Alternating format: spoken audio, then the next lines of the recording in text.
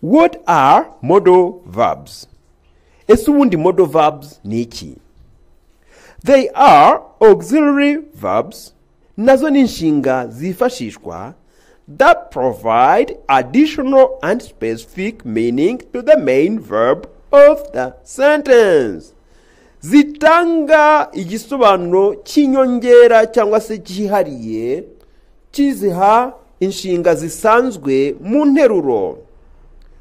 Those are, izo akabari: can, gushobora; could, gushobora; may, gushobora; might, gushobora; must, kugomba; shall, inzagihe; should, kugira inama; ought to, integeko cyangwa kugomba; will, inzagihe; and would, inziganyo.